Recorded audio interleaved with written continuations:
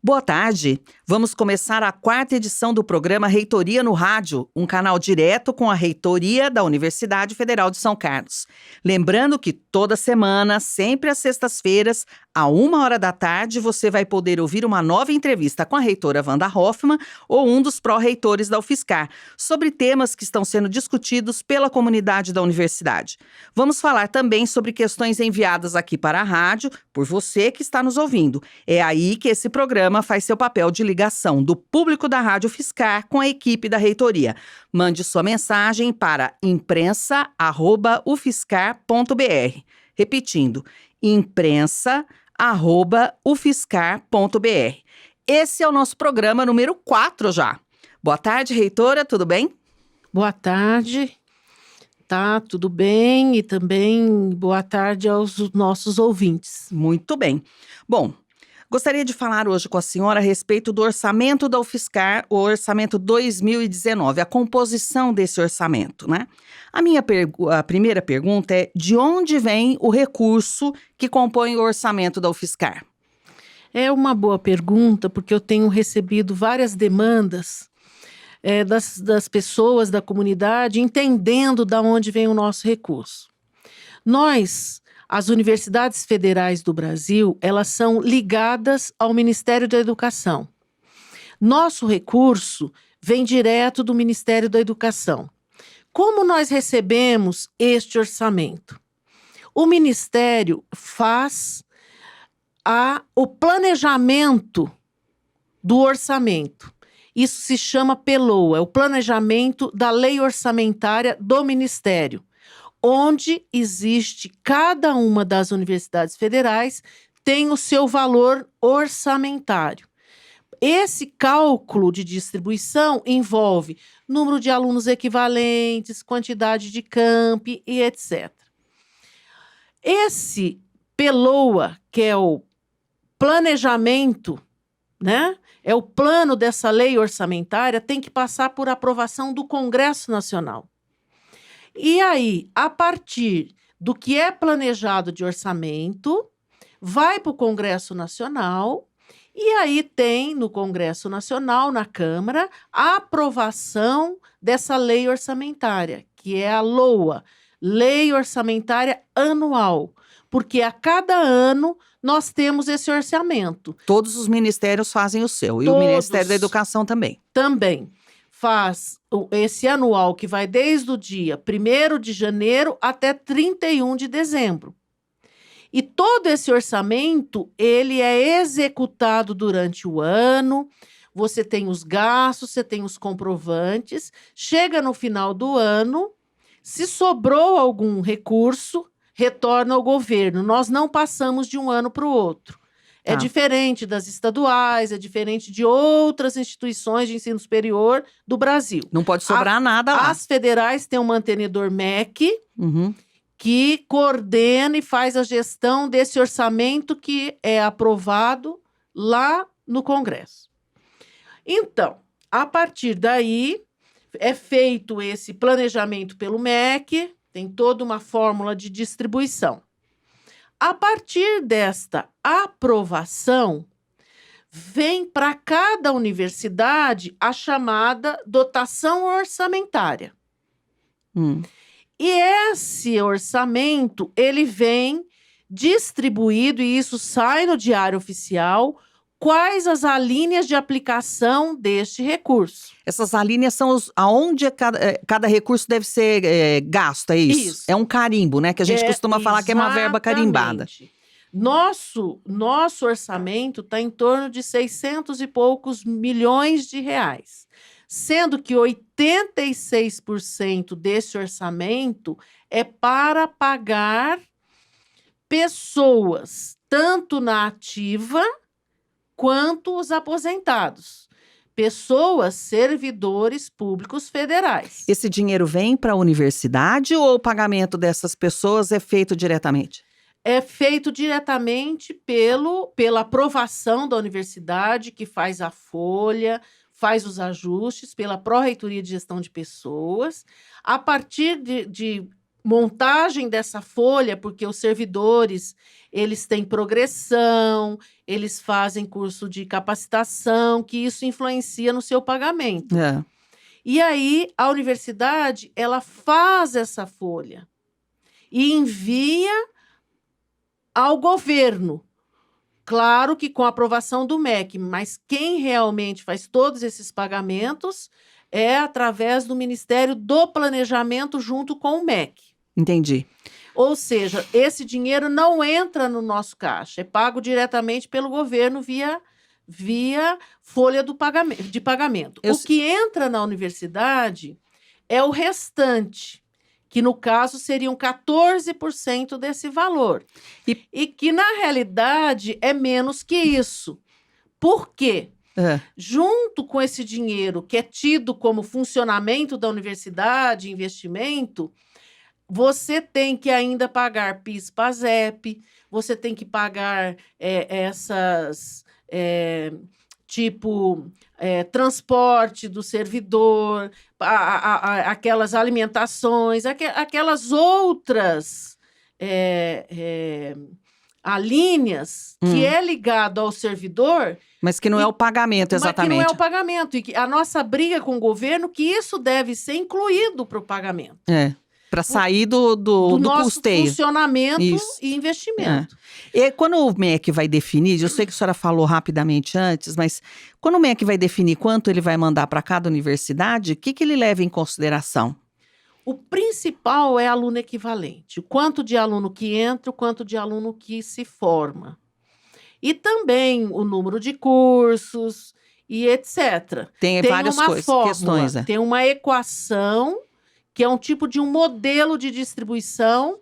Hoje nós somos 63 universidades federais no Brasil, e essas 63 universidades federais joga-se seus dados nesse modelo, e aí você tem a distribuição para cada uma delas. Tá, e a senhora falou que 80 e poucos % vai para pagamento de pessoal. 86.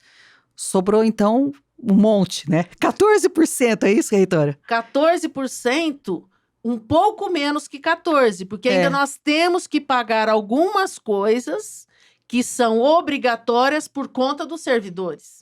E aí, o que está dentro desses 14%? Além desse restante aí? Esses, menor que 14%, é o funcionamento da universidade. É o funcionamento e investimentos.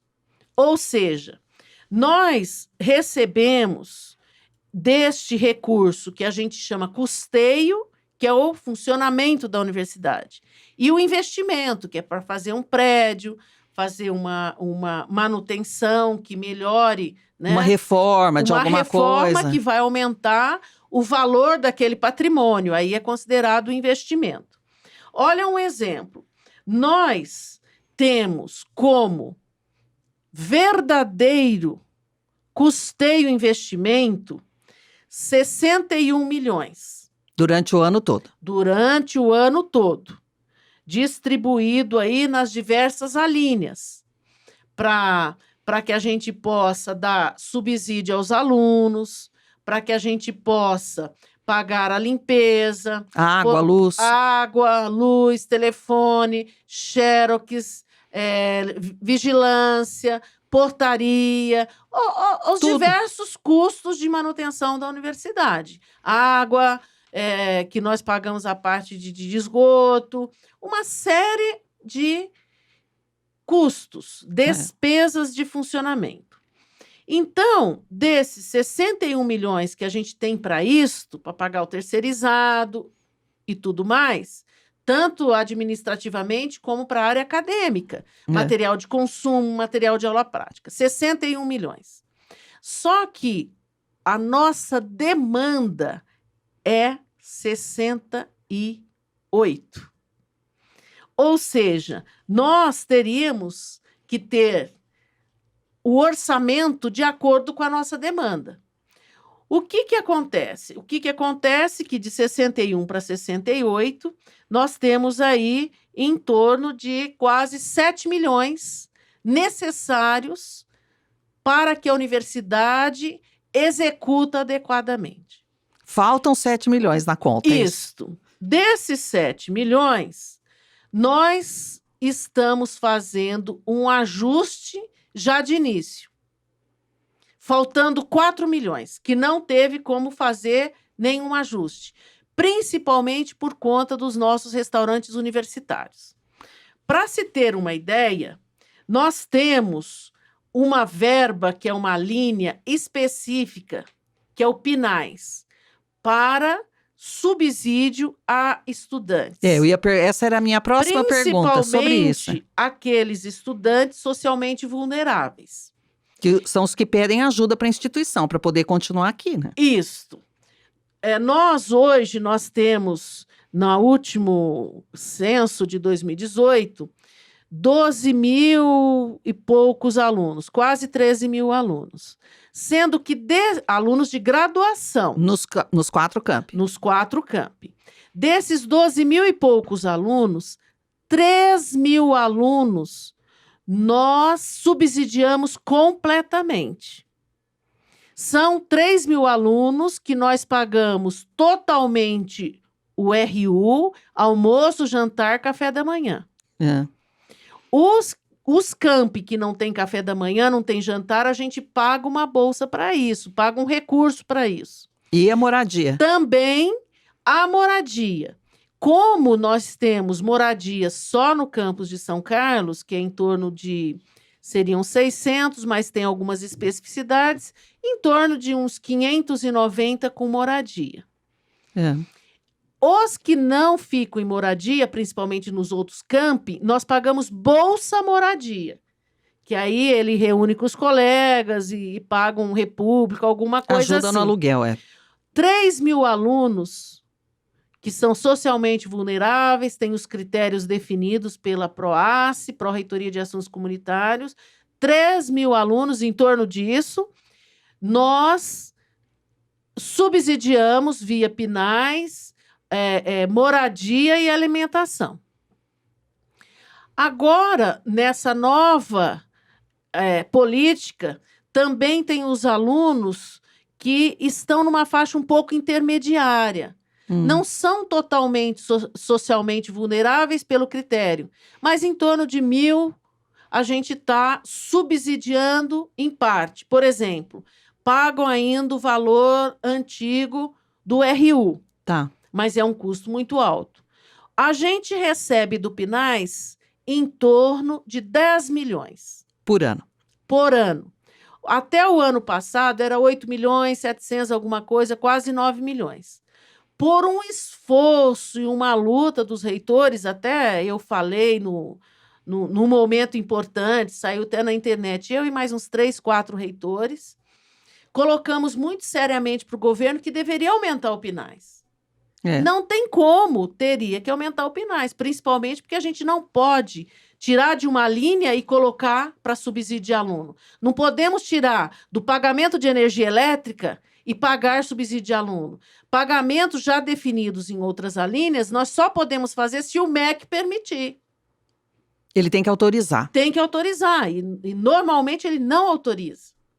O que nós vamos pedir para completar essa diferença é por investimento. Mas voltando, nós recebemos com isso 10% de aumento no PNAES. Então é quase 10 milhões. Uhum. Numa luta nossa de reitores. Só que não aumentou 10 milhões no total do orçamento. Ele tirou de outras alíneas. Então, ele tirou de um lugar para cobrir o 6 outro. por meia dúzia. Mas a nossa realidade, nós recebemos 10 milhões, eu vou falar em valor redondo estimativo. E o nosso custo, depois de apertar o cinto, trocar contrato, conseguir uma empresa para RU, olha, é um trabalho, um esforço que eu até gostaria de cumprimentar os servidores envolvidos nesse processo, que não é fácil. De 10 milhões, nós precisamos para fechar o ano de 14 milhões. Onde nós vamos achar 4 milhões? Não é fácil o processo.